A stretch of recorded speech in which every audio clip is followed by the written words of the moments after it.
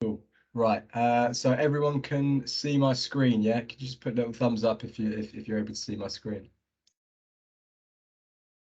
Yeah, nice. Okay. So yeah, this is just a Hedera Hashgraph introduction. Now, some of you may know what it is, some of you may not know what it is. So I'm just going to give kind of a little brief introduction into Hedera Hashgraph itself before we get started. So yeah, this is the contents of the lesson. It will just be what is Hedera Hashgraph, why I should learn about it, what can I build with it, the resources which you should go to when you require some help, particularly when developing. Then we're going to actually kind of begin the coding side of things. Right. Let me adjust my lighting in a second.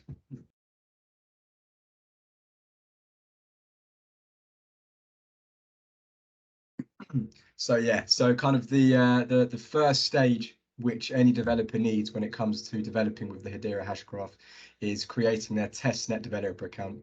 So we're going to basically set that up as well. I'll let you know why you need it. And then we're going to begin with the actual programming side of things, and we're going to be sending our first transaction on the testnet. Now with Hedera Hashgraph, there's two networks. You've got the main network and you've also got the test network. Now, the main network is where things, where real use cases should be on. That's where the transactions actually cost real, tangible money. And it's paid in HBAR, which again, we'll talk about. And the testnet is the one which developers use to test out the product before making it live, because obviously you don't really want to spend a lot of money. Despite the fact that Hedera Hashgraph is very cheap, you don't want to spend anything when you're testing your products. Trust me, there's too many times where it fails and you get charged for failure basically. So that's why it's good to do it on the testnet first and then publish it once you know you've got a working product. So yeah, we're going to be sending a transaction. Now there's kind of three steps in which you send a transaction. You need to create it, then you need to sign it with this private key, and then you need to submit it to the Hedera network.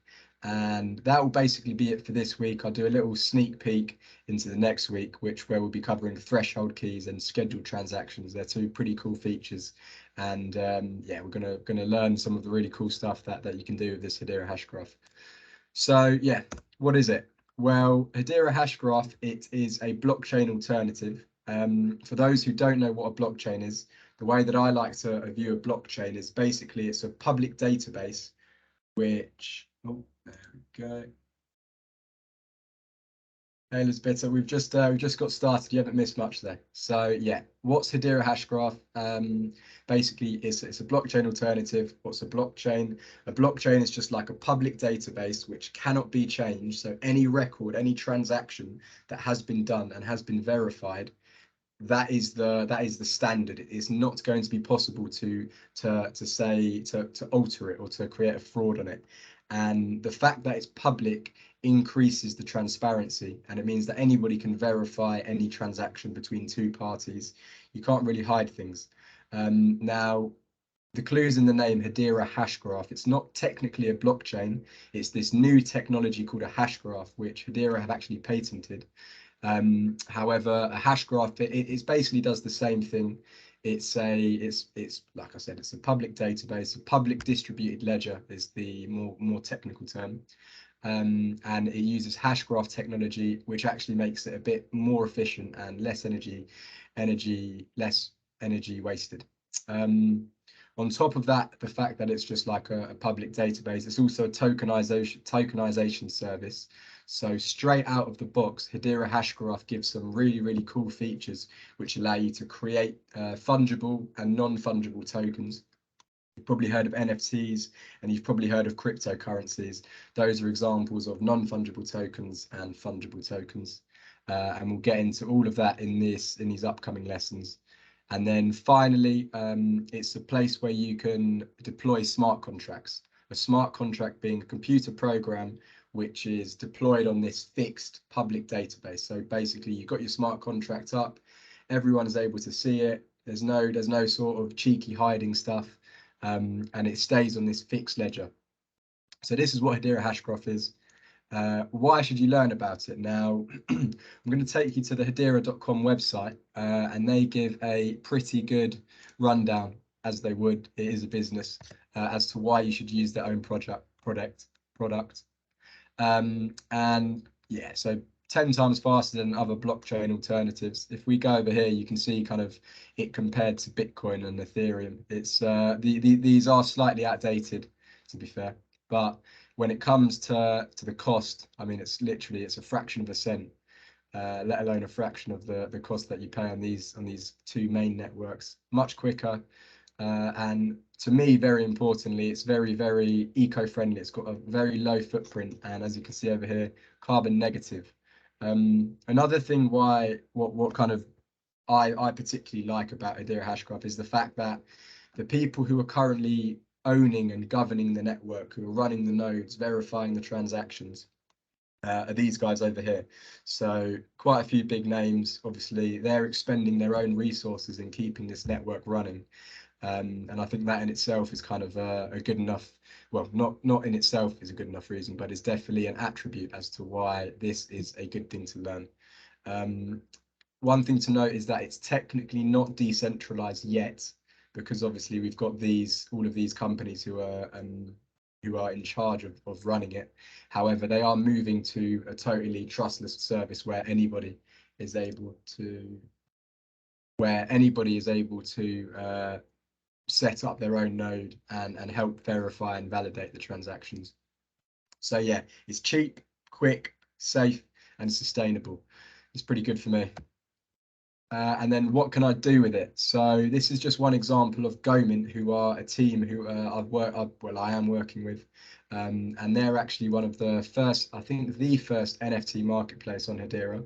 What they are is a software as a service, and they help people tokenize businesses, tokenize charities, artists and musicians, essentially bringing this technology, allowing these types of people to capitalize on their own audiences and be able to essentially make money from it without having to rely on, is that a message? Without having to rely on anybody else. So yeah, this is kind of what this is. Well, I'll show you actually. This is the stuff that I've done with them, which is basically integrate the payment service over on their NFT marketplace. And pretty much behind the scenes, everything you see here, there's also this thing called Hashpack and HashConnect, which is a cryptocurrency wallet. Obviously, a wallet is the first point of call when it comes to interacting with the blockchain or the hash graph. But pretty much everything behind the scenes here is the Hedera token service, which is what we're going to be learning in this 6-week course. So as you can see, you can buy now, you then confirm this transaction, and rather than sending HBAR, which is what we'll be doing today, you're sending USDC. USDC is just an example of another fungible token. But yeah, like I said, behind the scenes, pretty much what's happening is we're interacting with the Hedera token service, doing stuff which I'm going to be teaching over the next 6 lessons. And the resources. So yeah, this is, again, the slides have already been sent to everybody here. But if you want to check out kind of what to go to do some of your own research outside of this, my first point of call would definitely be the documentation. The try examples, which I'll show quickly now, they're a really, really good point to start. This is where I started myself, and they just have like kind of walkthroughs of similar things to what we'll be covering in my little seminars. So yeah, really good start. Really good kind of reference. Then there's obviously the Discord as well, which I'm quite active on. So if any of you join it and you have questions, it may be me trying to reply. There's a YouTube channel. Well, this is my YouTube channel. To be honest, there's not many YouTube channels on Hedera yet because it's far more new, far more recent than established blockchains like Ethereum and Bitcoin. But I just view that as it's got a lot more space to grow. So yeah, that's a link to my channel where I do some HashConnect and Hedera Hashgraph token service stuff as well, and smart contracts. And then finally, the Hedera Hashgraph blog, also really good for like walkthroughs. People from the community will help contribute, and yeah, so the blog's also a nice reference point. But yeah, now we're gonna get well, we've done the introduction, and just to confirm, this introduction is only specific to this first lesson. Obviously, I just wanted to get everybody to kind of know what we're going to be dealing with. Now is going to be the coding side of things. So I hope everyone has downloaded Visual Studio Code and Node.js. If you haven't, then we'll just still keep on going, and at the end of this lesson, just stay on the call and we can go through that together. But what I'm going to ask you to do now is create a Hedera developer account. I'll send the link over on this particular Teams chat. So I'm going to drop it in there now. Enter.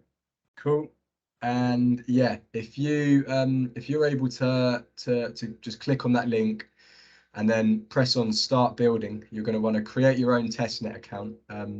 When there's a drop down menu which asks, are you a developer, are you a business, or whatever, just put developer. You're all developers now. You're developing on Hedera Hashgraph, so that's what you want to put. And yeah, while you're doing that, I'll leave about 5 minutes for that, I'd say. But yeah, if you could get going with that, I'll explain pretty much what this testnet account is. So I'm just going to sign in my account. Now, this testnet account, what this does is it provides you an account which has a lot of fake HBAR, but it has HBAR, which is the thing that we need to submit transactions and to pay for all of the fees that Hedera requires when dealing with the blockchain, dealing with the hash graph. So basically, yeah, it's an account which gets topped up every 24 hours with 10,000 HBAR. That's more than enough HBAR. Definitely more than enough that we'll need. But just to reiterate, it's not real HBAR. It is the testnet HBAR. And despite the fact it's in the testnet, you still do need to have HBAR in an account in order to like I said, send the transactions and verify everything. So yeah, I'll give it we'll say until 1924. Sorry, I apologize. Some of you might be in a different time zone. 24 past whatever your time is. And if you from there we'll then go on to the next step, which is actually getting started. So yeah, if there's any issues, please don't feel free to just call out. Don't feel afraid to call out or raise your hand, and we can go through it together.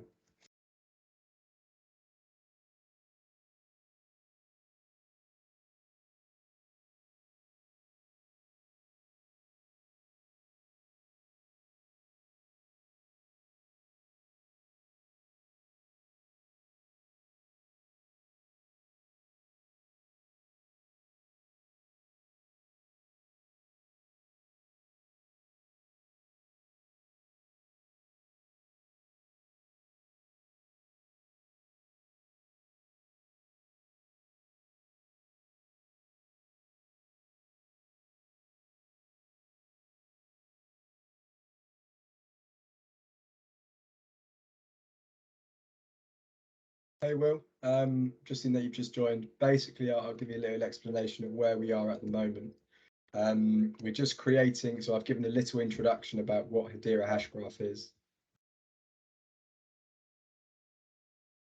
So yeah, I've given a little introduction about what Hedera Hashgraph is, and now what we're doing is creating a testnet account, which will be the thing which allows us to actually begin interacting with the Hashgraph.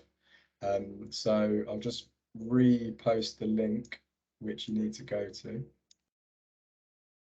And yeah, if you go to this link and create an account, then it will take you to a page similar to this, which is what we call account. Oh, nice. Well, okay, cool. You already made the account.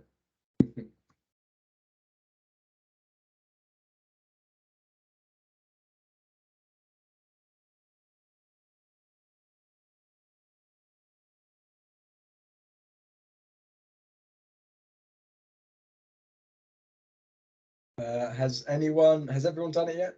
Or there's still a few? Could you put your hand up if you've done it? Nice.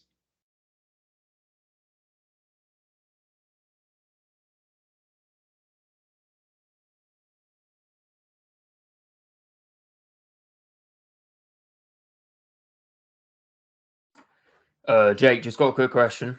Yeah, mate. Ask Yeah, away. so I created the account, and then like on the top, like of your account bit, the creating account thing is just like constantly loading. I don't know if that's supposed to happen or. Is that so? Oh, okay. So you create the account and it's just like gone a never-ending loop.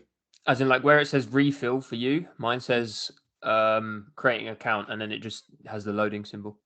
Maybe refresh the page Okay, and cool. yeah. It shouldn't take Okay, too yeah, long. it worked. Yeah. That worked. Yeah, that's Cool. fine. Cool. All right, cheers, mate. Cool. That's all right. Yeah. Okay. We'll still leave it a couple of minutes then. But thank you to everyone who's put their hand up to confirm that they've done it.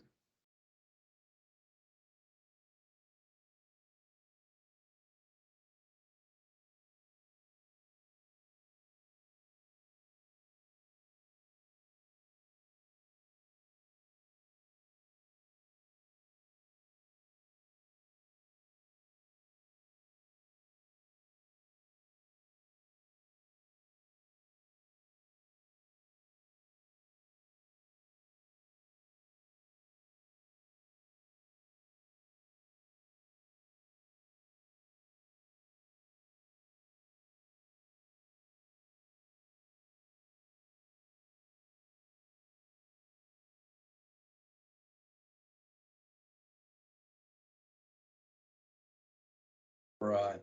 We'll give it another minute and then we'll look at the next steps on the list.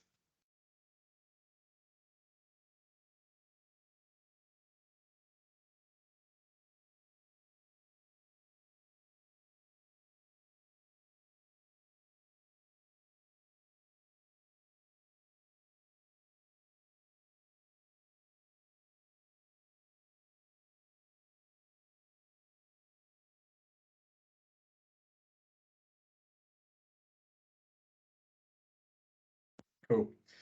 So yeah, so we've ticked off kind of this first of 6 little steps. So we've created a special account to get the testnet hbar. You can't really see it, but you have got the public and private keys, which is the most important thing. So we'll be using the account ID and the private key.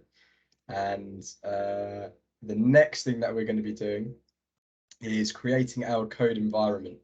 So this is where we need to have Visual Studio Code. And the way that I like to do it is I like to create a folder just on my desktop. And then when you create a new folder, I like to just drag and drop it over VS Code. So that will automatically open the folder that you've dragged and dropped. However, you may not have Visual Studio Code on your desktop. This will also work on MacBook, by the way, doing the similar approach. So what you can do is you can then go into File. If you open VS Code, and let me zoom in. Better. So you can go Open Folder, and I've already created a folder which I'll be using. But yeah, if you just create your own folder, which should be no, sorry, okay. I'll start it from scratch. So I'll create a new folder here. And then we'll go VS Code, File, Open Folder, and in our desktop, we're going to say this one. So this is just going to be a totally empty folder. Just a totally empty folder, which we're going to begin setting up the environment for right now. So can I just confirm that everyone's at this stage? They've got their VS Code opened up, and in the Explorer section, which is the bit we'll be working in, you should say the folder name which you're in. I'll just confirm that everyone's at this stage.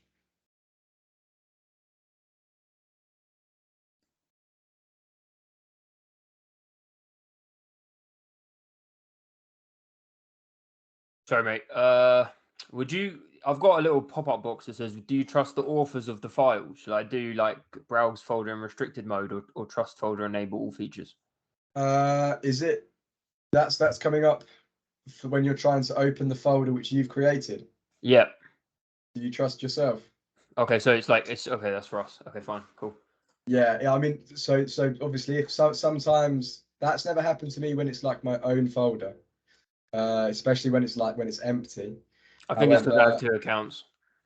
okay, right, yeah, I see. I just So wasn't yeah, sure if it was in relation to like the VS thing. So no.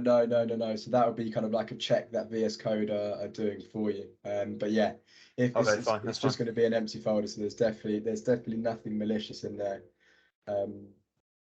Right, I'm gonna move on to the next step, which is once basically okay, we've got our Visual Studio Code terminal window opened up, and now we want to go onto the terminal and click New Terminal, and this is where we're going to initialize our npm and node repository.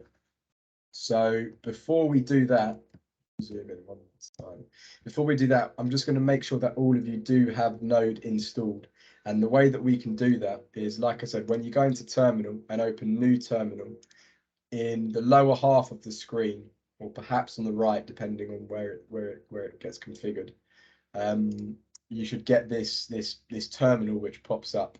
In here, we just want to type node-v node-version. That V is for version. And what that will do is when you press enter, it will cough out what version you have. So obviously, if you don't have Node installed, if you do not have Node installed, then it's going to cause an error. If you do have Node installed, then you should get the version. The version isn't important, so don't get caught up if your version is not the same as mine or if it's newer or older. Really doesn't matter. But yeah, so this is kind of the check to check that we have Node. What I'll do is I'll copy this in the chat. I'll copy all of the commands that I write. Now we haven't created anything yet. This is literally just we're asking the computer, we're saying, look, what version of Node do we have? And it's saying you've got version 16.17.0. Now we're actually going to do a bit of start to do some of the cool stuff, I guess. Which is initialize our npm repository. Now, all npm is npm just equals node package manager. So that's what npm stands for, and we need it because we're going to be installing some packages from the internet. We're going to be installing the Hedera Hashgraph package, and we're going to be just installing another package which is going to help us use our keys in a secure way. So once we get to the once we've checked that we have Node, we're going to type in npm init and then just click enter. I'll copy and paste that in again. npm init. Please, if I'm going too quickly, if someone's still kind of at a step behind, then just call out. Unmute yourself and call out.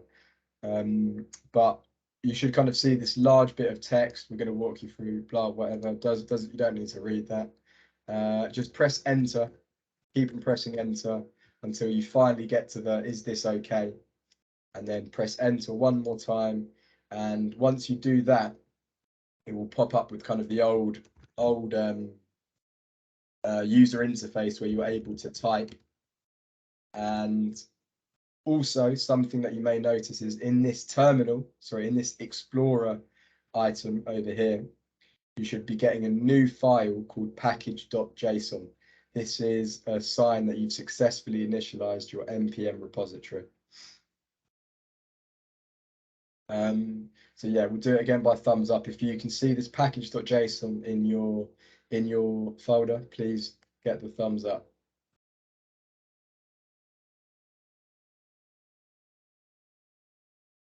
Nice, Matteo. Nice, Rob. Cool. Good stuff, Rory.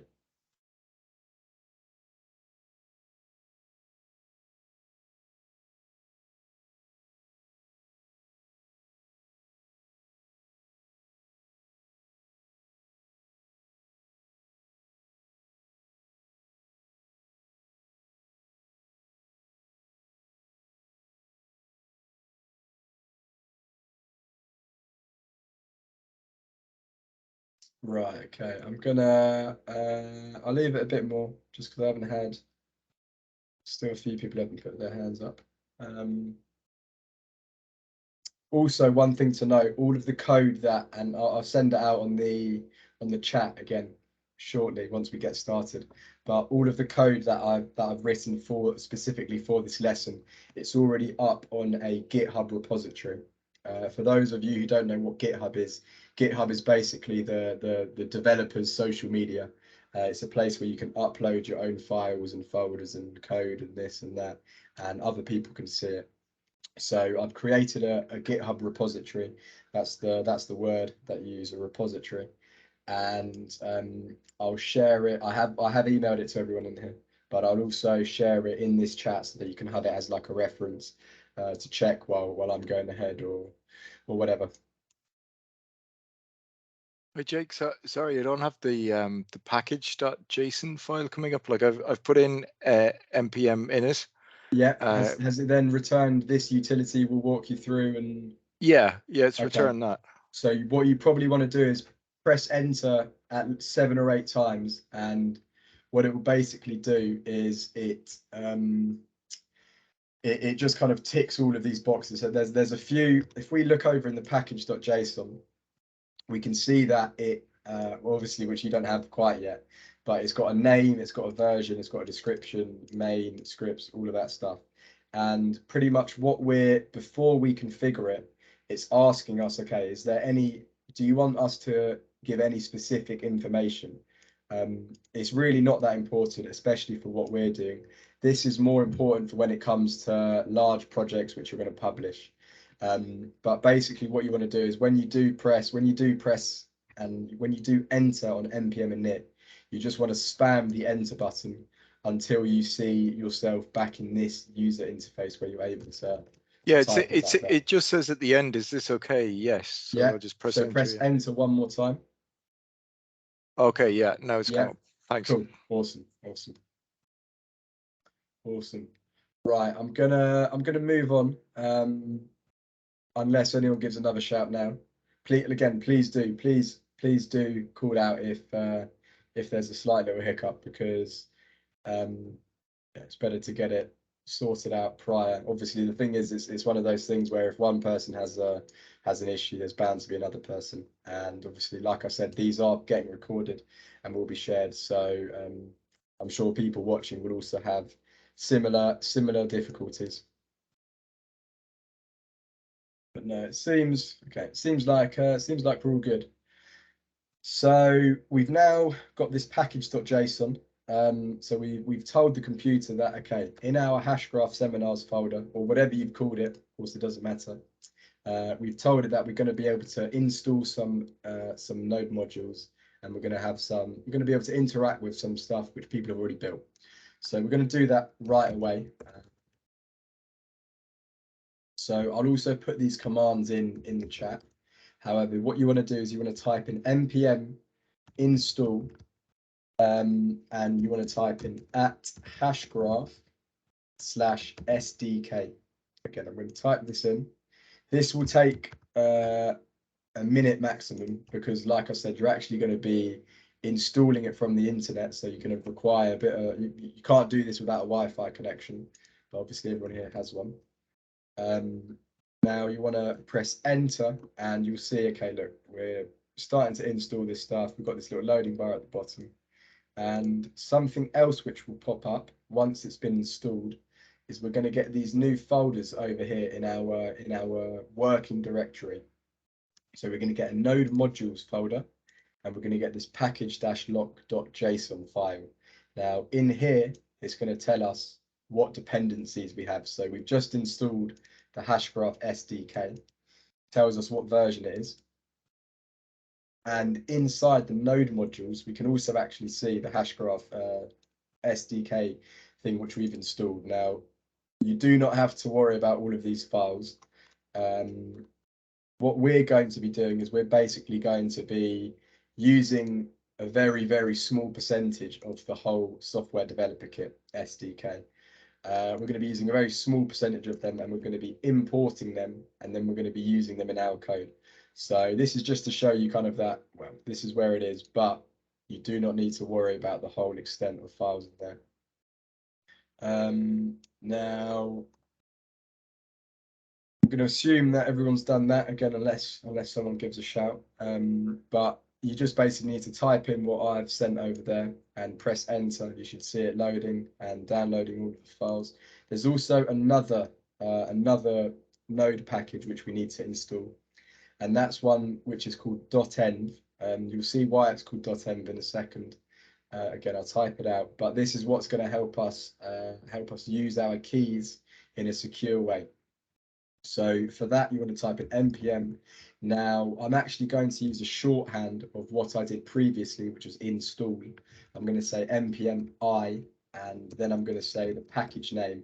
Now, this I is just shorthand for this I is just shorthand for install, just a bit quicker.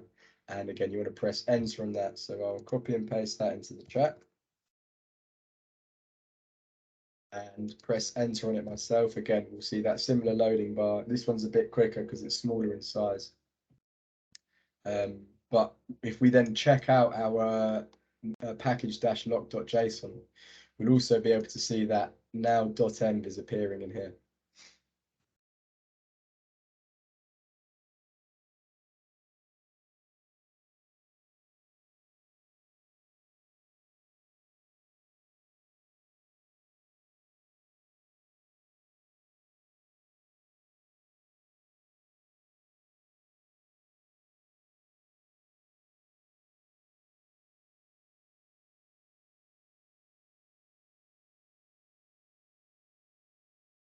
Right, okay. Like I said, we'll keep moving on, but anyone has a question, just holler and we'll help you out. Okay, so back in our Explorer little window, here we're going to be creating a new file, which you can press by next to the, well, there's 4 icons up here, and the one on the very left is new file. You want to click new file, and we want to create a file which is called .env. That's where the name .env comes from. We're not actually going to be using dot, well, we're going to be using a dot as opposed to spelling DOT. But you should get like a little configuration icon. And what this file is it basically tells the computer, okay, these are my environment variables. You don't really need to worry too much about what they are. However, yeah, this is basically where we're going to be writing in and giving the computer our program, our private keys. And from there, we can use it in a secure way. So just press enter when you've done that. And then I'm going to go, well, firstly into this file, which is going to be empty because we've just created it. And I'm going to be pasting in the developer keys over here. So the one that we're going to, yeah, mate, go ahead. Quick question. Could you go back to the terminal box on VS Studio? Yes. Yeah. Sure. So I've got something different at the top of my screen there. I've just called the folder Jake Hashgraph. So I've got Jake Hashgraph. Obviously, you've got open editors above it. I haven't got that. And then over here. Yeah. So that's one thing. I don't think that matters right now. But also the little So under Hashgraph, which of the 4 did you press? You pressed the second one, right? .env. As in, sorry, at the top where the 4 things are. No. So we want to press new file. Oh, new file. Okay, cool. The second one is new folder. So for example, if we wanted to create a folder, like I don't know, functions, then we can create a new folder, and in this folder we can then create our function name. So function1.javascript, function2.javascript. Cool. And then then the second bit is when I press that, I've got the 3 lines like you showed there, but I haven't got a cog. So how did you okay, you haven't got the cog. Right, okay, maybe I will.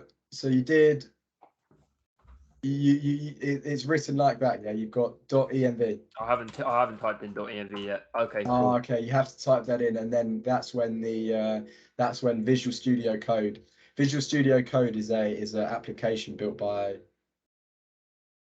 Owned by Yeah, Microsoft. yeah, Microsoft, I don't know yeah. whether they built it. No, they did. I looked it up before. No, perfect. I've got the same as you now, so that's fine. Awesome. Yeah, cheers. Awesome. Thank you. Good stuff, mate. Good stuff. Okay, so yeah, we're going to be referencing back to our Hedera portal now. And like I said, this is the file where we're going to be inputting our account ID and our private key. So what we're going to do is we're going to create the name of our variable. So for account ID, it makes sense to call it account ID. Now, conventionally, and it actually may be more than just a convention, it may be a necessity, but usually your environment variables you do fully in caps lock. So we're going to call it account ID, and we're going to set that equal to whatever our account ID is. So if we press copy and then just paste it in here, this is now basically told that this is told the .env file that we've got an environment variable called account ID, and it is of that value. Now, one thing that you might notice is at the top of your screen in this env, in the relevant file tab, is a white dot has appeared. This white dot is very, very important. I'm going to emphasize now. Keep looking at the top of your page to see if you have this white dot. This white dot means that you're not saved. So it means that the file's not saved. If the file's not saved, then the computer doesn't get involved with it. The computer will always interact with the previously saved version. So to save it, you can just press Control S, which is what I've done. And as you can see, the white dot disappears. If I then change the file again, the white dot comes back. So yeah, keep looking at this white dot. If you're ever having an issue with kind of what's to come, I'd say the first point of call should be check if your file's saved, because if it's not saved, then that's obviously why it's causing the issues. But yeah, this is kind of like it becomes a habit, just pressing Control S after every time you write a line, pretty much. So yeah, that's our first environment variable. Now, our second one, which we need, is the private key. Could anyone suggest what we might call the private key variable? This is not a private key yet. So again, we'll call it in capital letters. Now, the private key, and I'll go into this a bit more when in the next few slides. The private key is something that you should never ever share. This is basically your autonomy, your total control over your own assets, and this should be something that nobody else knows. I'm going to break that rule because I'm going to paste it on, and well, okay, no, some of it's cut off, but basically never ever show people your keys.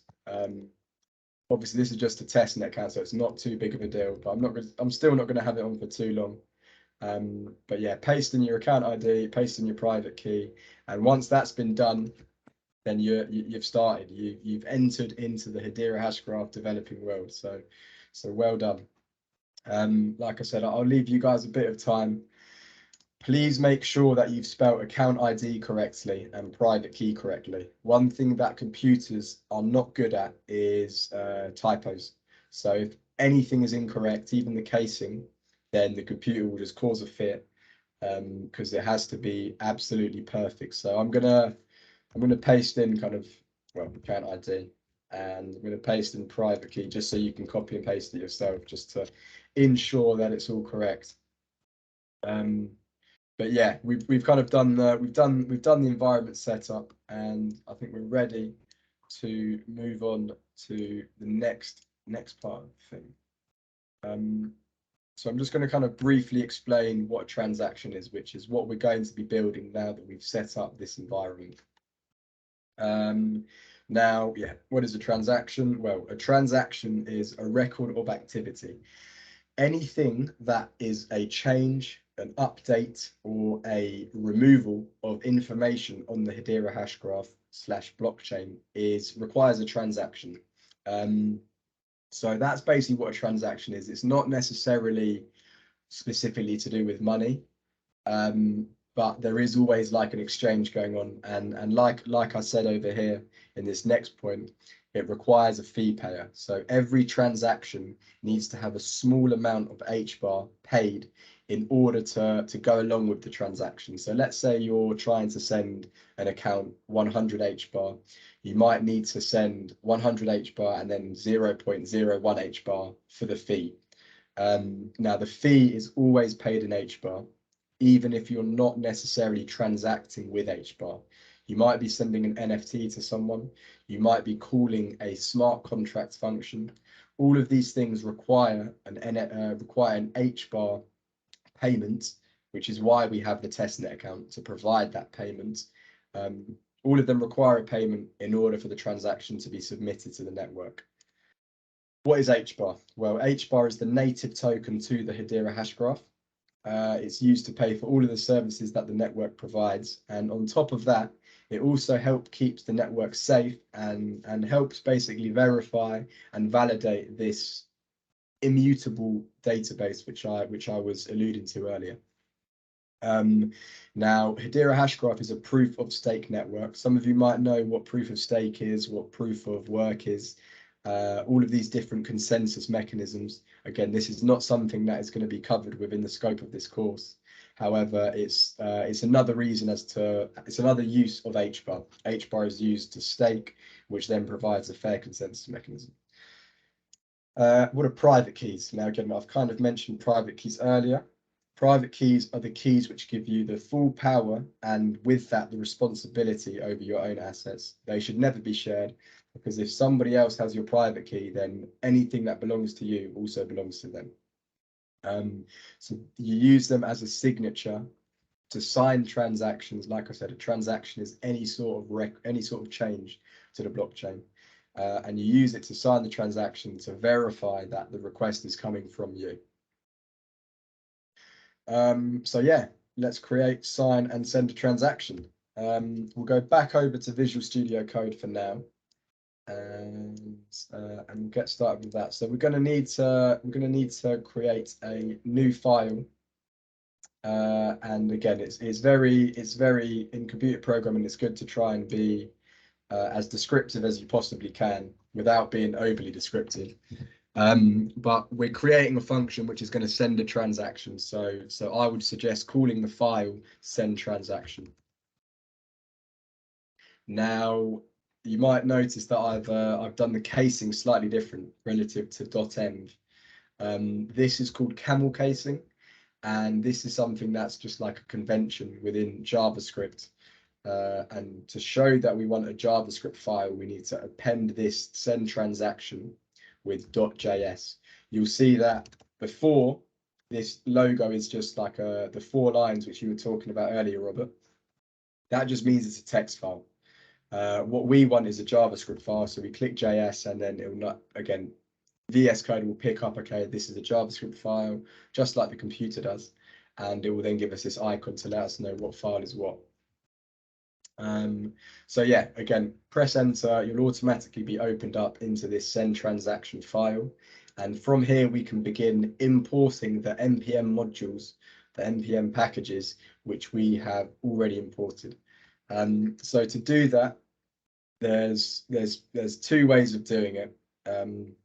One of them is a more modern way, which we're not going to be doing because that requires a bit of extra configuration. And when I say a bit, I mean literally 1 line, but we're not going to be doing that way. Maybe we can do that in the future. We're going to be using a method called require, which just basically means import. And so the first thing that we're going to be requiring is we're going to be requiring .env. So what you need to do is you need to type in require, then you need to type in your apostrophes. It can be double quotation marks or single, doesn't matter. And then we want to type in .env. It should automatically pop up. And after the final close bracket / parentheses, you're going to want to type in config and then brackets again. Now, what this line of code does is it tells this file that, okay, look, reference this .env file, take the information from this file, and we're going to use these keys. So that's the first thing we're going to be requiring. The second thing that we're going to be requiring is the other node module which we installed, and that one is the Hashgraph SDK. So to do that, because we're going to be requiring quite a few of their files, we're going to need to put it inside these curly braces. And after that, we're going to say equals require, and then again the apostrophes / quotation marks, and you want to say at hashgraph /SDK. Right, before I go any further, actually, I'm just going to send the Git repository to the chat so that you can have this to the side. I am cautious of time. I think because we started a little bit late, there may be a little overrun, but I think we should still be able to do everything within the next 10 minutes. Bear with me.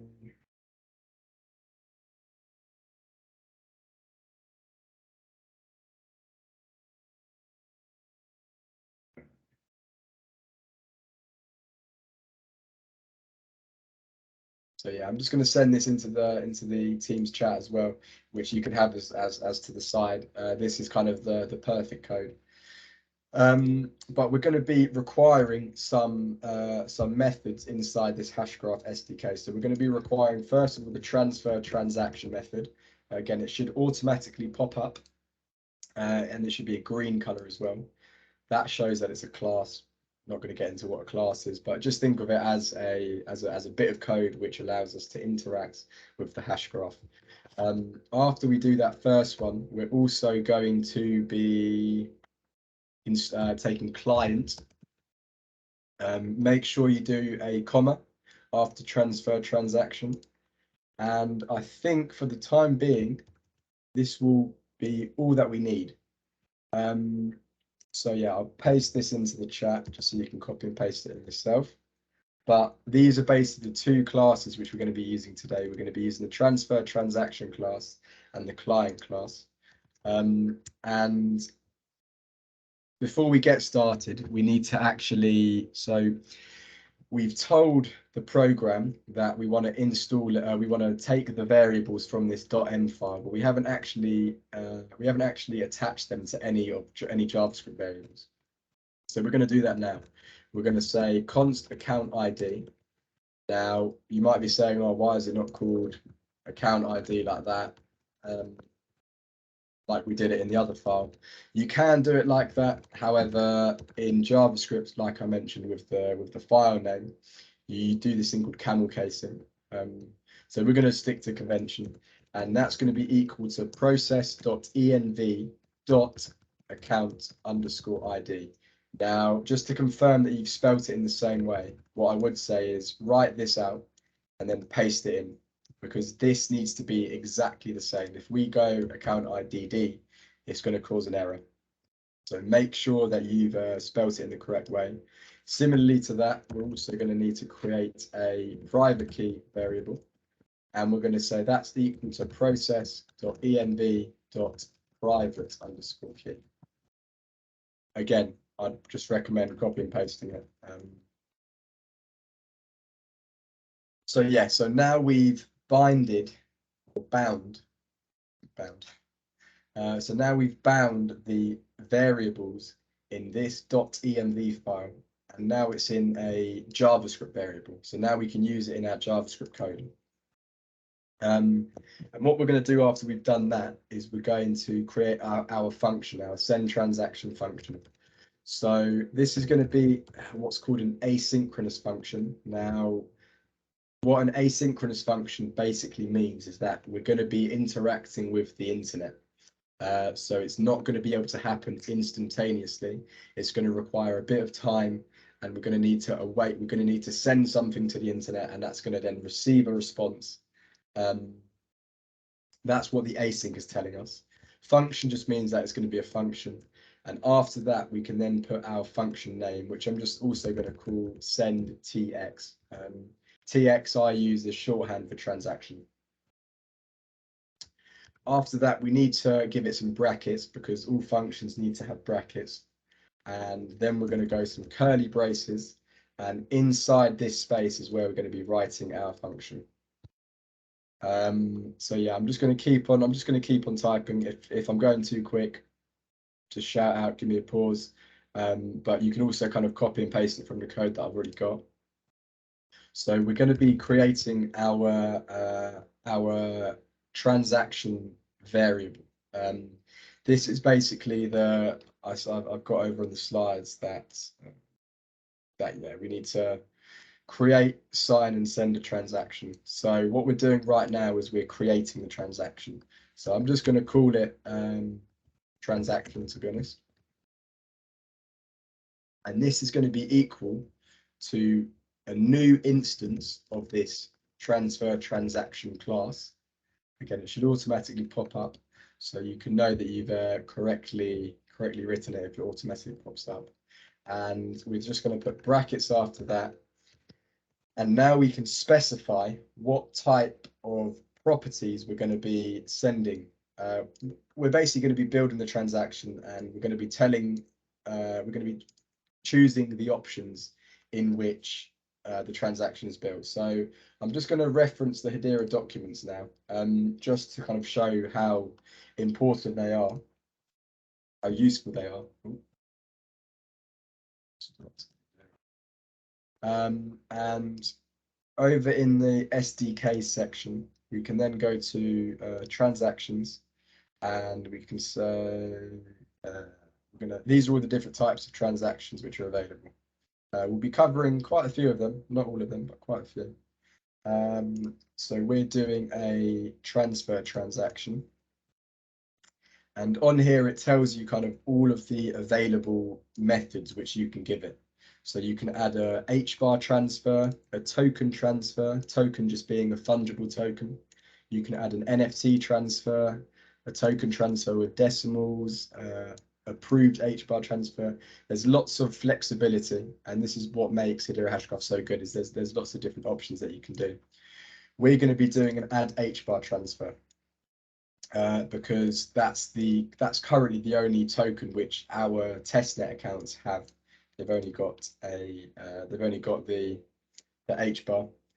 So we're going to be typing in after we've done these closed brackets, press enter, and then you should do a dot, and you want to type in dot add HBAR transfer. Sorry, mate. Does it matter if the dot is like kind of partially down, or can it be like directly underneath? So it can be like that. It can be like that. It can be like this. What I would recommend is pressing enter and then pressing shift, just so that it's more readable. Yeah, fine. I just didn't know how to get it to like that little bit in front without. Oh yeah, so you want to press shift. Okay, it's worth 4 spaces or 2. All right, cool, perfect. Now the HBAR transfer, again, we can have a look at inside the documentation, and it tells us what arguments we need to enter into this function. An argument is basically something which you pass into a function. So we need to give it an account ID, and we need to give it a value. Now the account ID, well, we're going to be sending it from our own account ID. So for that, we're just going to pass in account ID for the first one. Now, this refers to the account ID of the developer account which we've set up. And the second argument is going to be the amount we're going to be sending. Now, because we're sending HBAR as opposed to receiving it, we need to give a negative number. So I'm just going to say minus 100. We're then going to press enter again once we've got this, and we're going to press enter again, and we're going to add another HBAR transfer. And this is going to be the account which receives the HBAR. So obviously at the moment we've only got one account, which is the account we've created. I'm going to pass in one of my own testnet accounts, and this is where we're going to send the HBAR to. Afterwards, we'll be able to check that it's been received into my wallet, this Hashpack wallet. So yeah, we're gonna wow, that's actually not, I need to get the keys. So yeah, we're just gonna send some test HBAR wallet. Trust me, it's not real, otherwise you wouldn't have had 10,000 of it. But yeah, we're gonna send it to this wallet. We can then check that it's actually been received. It can demonstrate how quick it all is relative to things like Ethereum. So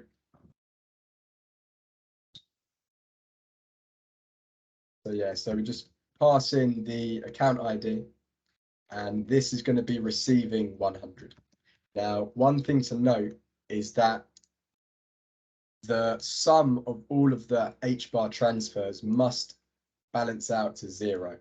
So in this case, it does minus 100 and 100 equals 0. If you had minus 100 and you accidentally did 1,000, this will cause an error because it is a net 0. Obviously, it's impossible to receive 1,000 if you've only sent 100. So make sure that they're both kind of the same amount, but one is times by minus 1 of the other, and that they then balance out to equal 0. Wait, Jake, sorry, you don't have to put in a plus before the 100, do you? No, you don't have to put in a plus. Yeah, you can just do like a normal 100 like that. It won't cause any errors though if you do put a plus, I don't think. But yeah, it's not a requirement. Presume we have to save this code as well. Just everything. Very good point. I was actually going to do a little. I just like we later forgot, on. and then I would just remembered that there's a little thing. Well, there's the white dot exactly. So we haven't quite finished it yet. I'm also just going to paste this in so you guys can copy it if you're still if you're a bit behind. But this is the building side of the transaction, which is really good. Now we're going to sign it. So we're going to create a new variable, which we're going to say is the sign transaction. I'll just say sign TX for shorthand. And this is going to be equal to transaction dot execute. And what we're going to be, again, the argument which we're going to be passing into the execute is, apologies, I've missed it out. So we haven't created our client. So backtracking a bit, we're just going to create a client, which we'll call client, and that's going to be equal to client dot set dot for testnet dot set operator, and the operator is going to be this account ID and the private key. I'll paste this into the chat so you guys can quickly do it. But yeah, that's my mistake for not doing it earlier.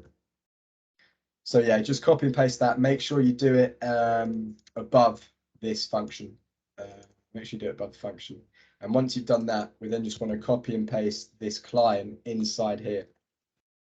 Now, I mentioned briefly earlier about this async function stuff.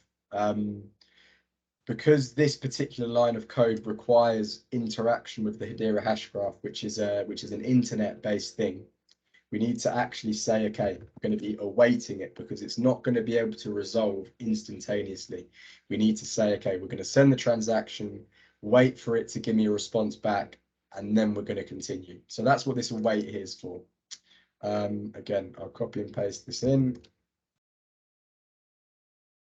So this is our execution of it. This is pretty much the main thing. We've created this transaction and now we've submitted it. So now what we can do is we can actually get our transaction ID. So I'll just call this transaction ID. That's going to be equal to sign TX dot get transaction ID. Not get, okay.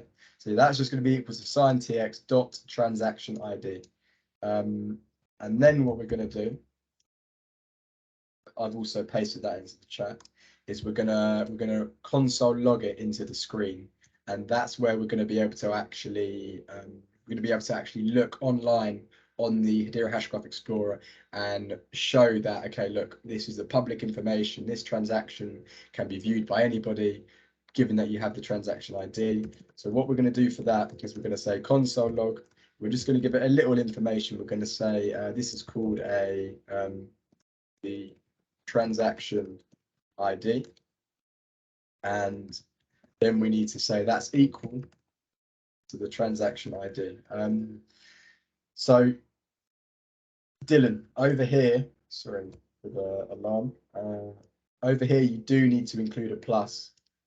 That's for reasons which I'll explain briefly now, but basically this transaction ID is a big object, an object being a type of data.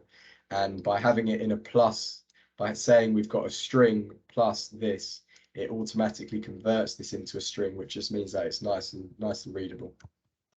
So once that's been done, I'm going to paste this line in as well.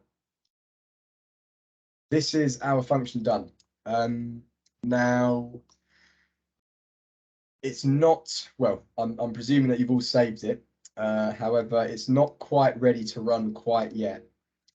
Could anyone maybe suggest what, somebody who's got a bit of programming experience, would anyone maybe be able to suggest why, if we were to run this file, nothing would happen?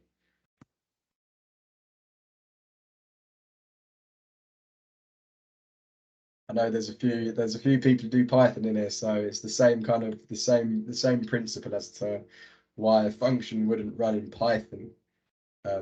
If we've defined it like this, it's not going to run until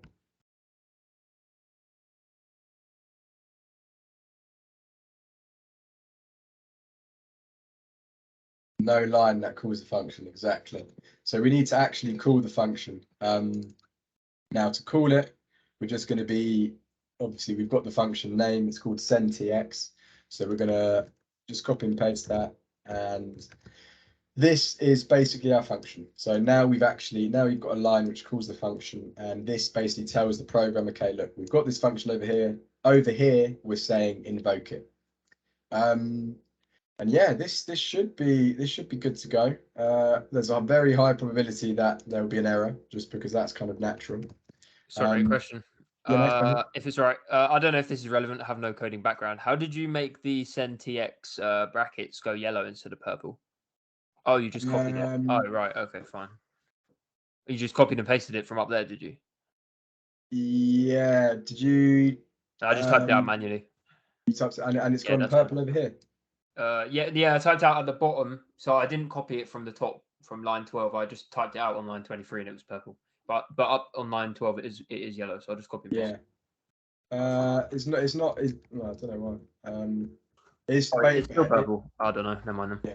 Basically, it doesn't really matter. You've definitely done. Well, it should be right. It should be right. The colors might be different from mine because I've added some extra stuff in this. So now that we have created this function and we've invoked it, we've said that we're gonna call it. We're gonna actually type in node and then the name of this file, node send transaction. I've got a habit of typing node server because I create a lot of servers. And when you press enter, there we go. So if you typed everything correctly, then you should receive this output. Transaction ID is blah blah blah, and that's the transaction ID. We can actually then go onto my Hashpack wallet, and if we go into history and refresh, there we go. So this is my particular transfer transaction. So it said that it's come from 26562420. If we have a look at the .env file, 2656240, and yeah, this is, well, evidence that very, very quick. If you were to do this on the Bitcoin or Ethereum blockchain, it would not be so quick. I'm currently the only person who has sent it, so we'll leave it a few minutes, see if any of you have been able to do it successfully. Yeah, I got an error, so I guess I did something wrong. Yeah, so I think that's probably why that. Yeah, it's purple. Look, if everyone's at the same point, I'm just going to copy and paste the whole code. All right, cool. Oh no, it'd be interesting to see what I did wrong, but I probably missed something. Well, look, so maybe what you want to do, Robert, is actually what you can do is you can comment out all of this code. So if you highlight it and then you press Control/, it automatically adds these 2 slashes before each of the lines, and that just basically tells the program that I don't want to read it. So you can keep it there, which you can then check later on. Yeah. Sorry, Jacob. What was the command just to send the transaction again? Right. Okay. Let me send that in. So you want to type in. Firstly, make sure that there's no white circle over there. Make sure that it's saved. And then what you want to be doing is you want to type in node send transaction. That's assuming that your file is called sendtransaction.js. Yeah, I didn't spell it right. Right. Okay. So But, yeah. So make sure that if you haven't spelled it right, then just spell whatever you've actually called it, and that should work. And there we go. It's still only been me who's been able to send it. So if anyone has any questions as to why theirs isn't working, they should just respond with this transaction ID.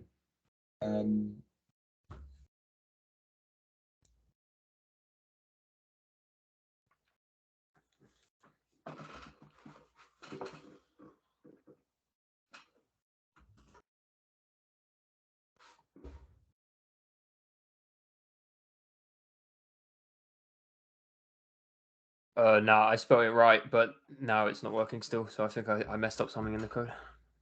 So what I would do is have you added this client for testnet thing, yeah?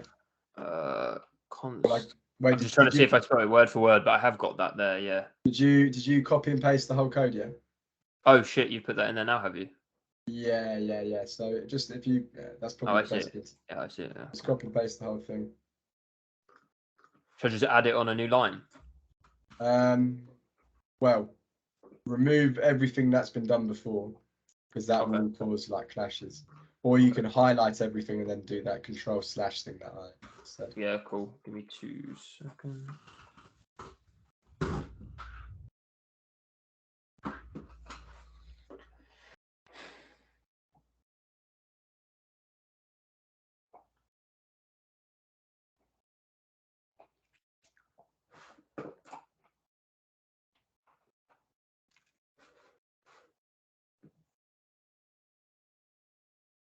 Yeah, so there hasn't been no one's been able to send it. So like, please, honestly, if there's like an error which has been occurring, call it out to me and we can see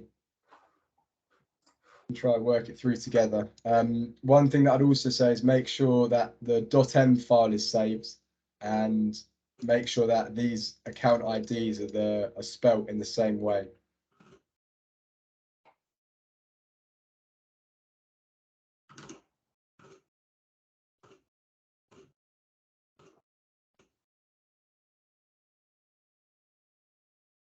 But well, nonetheless, I'll move on. Just because I'm conscious of time, I've overrun a little bit. And now I'm going to bring up this thing called Hashscan, which is what Hashscan is. It's just like it's a web app in which you can check all of everything that's happened on the Hedera Hashgraph. And what we can actually do is we can find out this transaction ID. So I'm just going to copy and paste it, and we can search it in here. And from here, everybody will be able to. You don't have to be logged in or anything. You can see that the transaction's been okay. It's been an HBAR transaction worth that amount. It's the 100 plus the very small amount of fees. And it's gone from this account. It's been sent to that account, and yeah, it's got all of the relevant information. You guys will be able to see the same thing as well. I'm going to share it in here, so you guys will be able to see it. But yeah, I'm gonna call it a day at that. I will stay on for a bit longer after this if you wanna stay on and ask a few questions. But yeah, this is basically the first lesson. I hope you enjoyed it. All of the code is online, and yeah, next week we'll be going on multi key signatures and scheduled transactions. But yeah, thank you all for taking the time to join, and I wish you all a very, very good rest of your day. Cheers for hosting, Jake. I'll probably stay on for a bit, just see if, because I just copied and pasted the code, tried it again, it still doesn't work. So yeah, okay. Well, look, I'm not exactly sure what yeah, I did. yeah. What we can do actually is we can, if you can probably share your screen. Yeah, that's what I was thinking. Yeah, debug it together. Cool. Thank you, Jake. Pedro, how's Have it a good going night. with you, bro? Thanks, Jake. Thank you very much, Dylan. Hope you have a good day. Yeah, you too. Oh, nice. Okay, so I got a transfer from someone. Well done, whoever did that. I think it was a rough in chat. Yes, Arif, I'm guessing that's your one. Nice stuff, bro.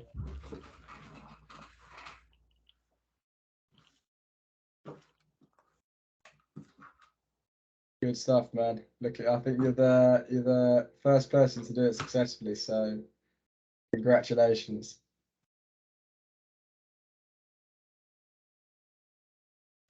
Connor, bro, how's it been going with you? Have you reached any success? Oh, me? You talking to me? Sorry. Connor. Oh no. All right. I don't think.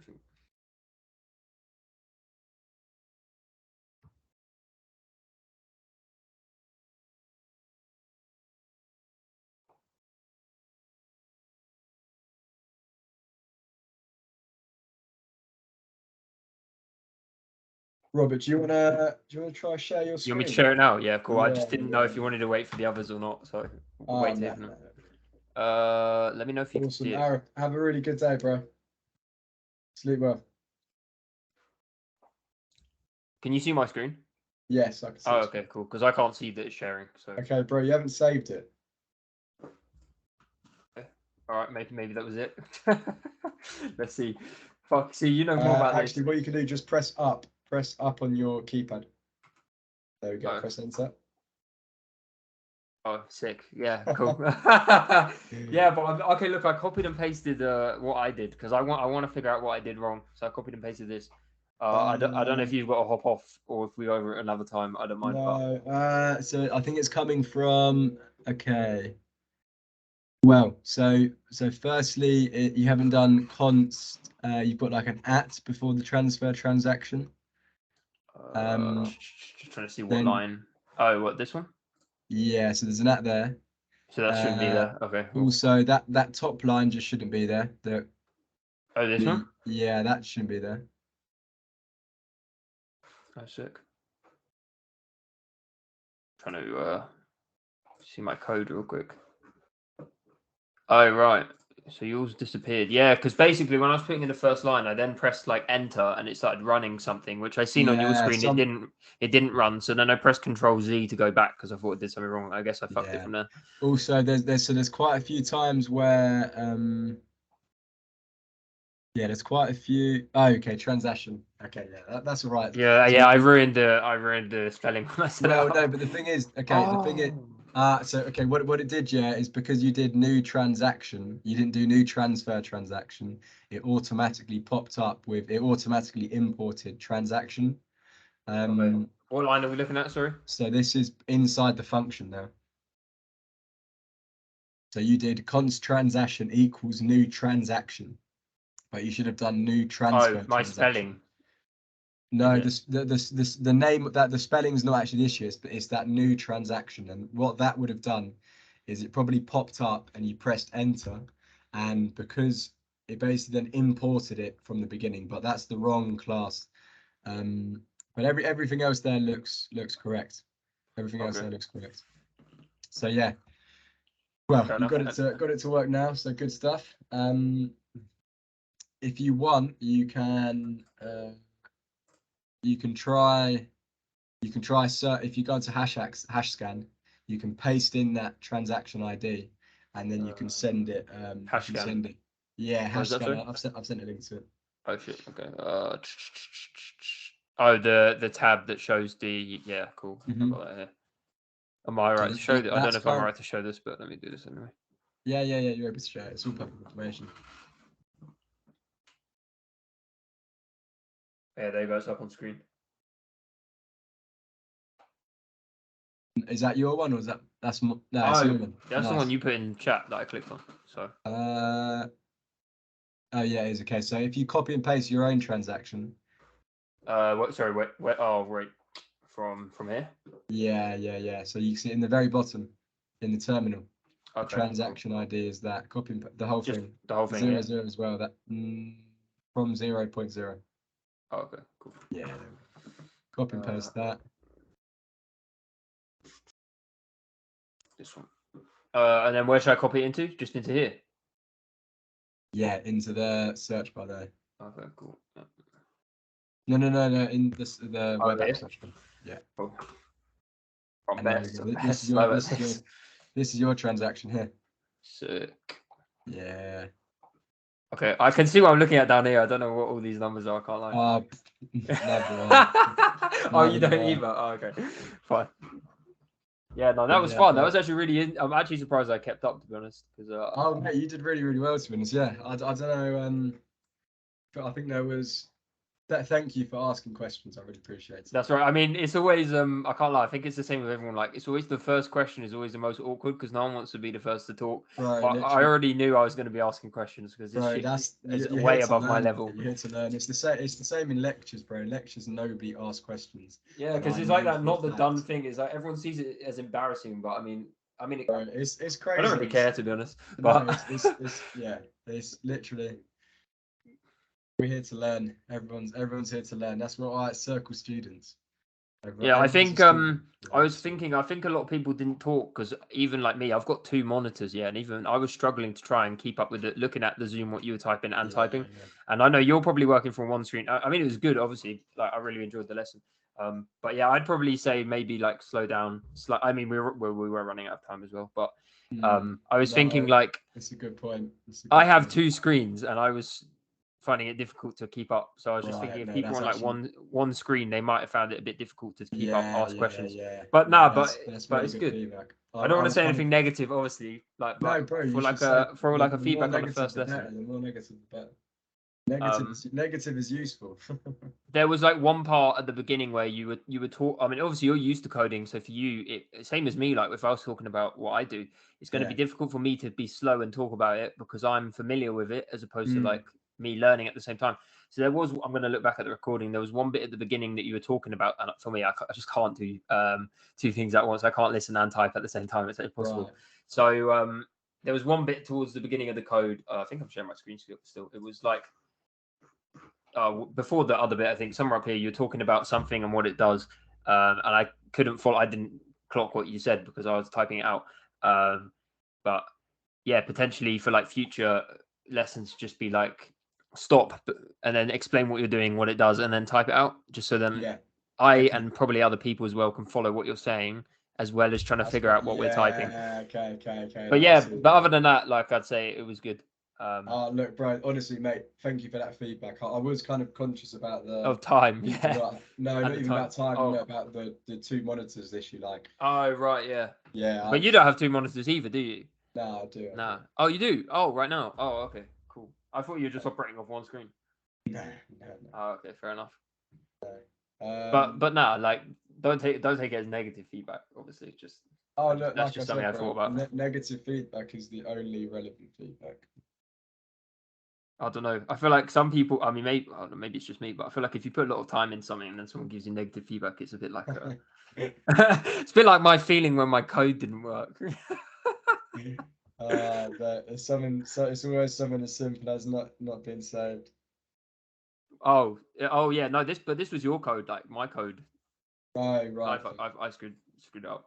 But yeah, I think the whole reason I screwed everything up actually is probably because I spelled transaction wrong. Yeah, but no. That's got nothing to do with it. That's just the bet. You could call it const ABCD. But like when you, oh right, but I thought at some point in there we typed out what the folder name was, didn't we? Oh yeah. In the code, so I probably typed it correctly in the code, but incorrectly for the folder name, and then the code is different to what the folder name is. That's also yeah. If you do that, that's when you're basically saying run this file. Connor, are you in this? I don't think he is. I don't think Dylan is either. Look. No, Rob, I am. Yeah. Oh, you are. I was gonna say Dylan's not muted, so he probably is here. Yeah. Wait, he just spoke, so definitely is. Dylan, were you able to? I wasn't able to get. I've copied your code, but I think I might have saved the send transaction, the JavaScript file in the wrong directory. Because every time I press node send transaction, it generates an error, even though I copy and pasted your code. Would you be able to try and have you saved the file? I've saved the file. Yeah.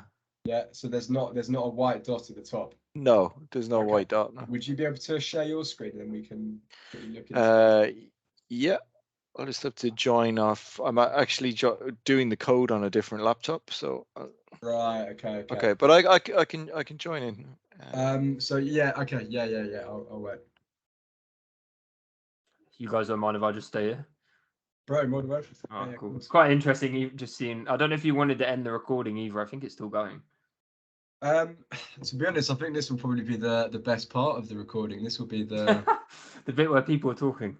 well, one, the bit where people are talking, and two, where the errors which I presume. Yeah. I was thinking actually, like that problem I had at the beginning. I can't remember actually what it was now, but whatever it was, I thought, oh, someone else might make that mistake as well. So 100%. So 100%. quite useful. Actually, I did figure out like you can press tab as well to like do an auto fill in. So that kind of kept me up a little bit. Yeah, or sometimes you can press enter as well.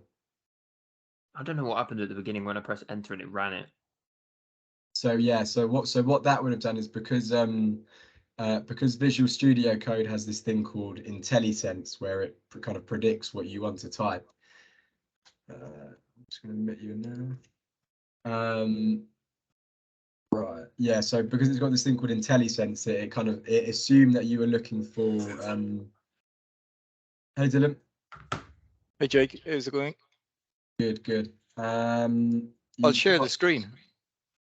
Are you able to? Yeah, I think so. Yeah. Yeah. Definitely try that. Nice. Okay, I can see it.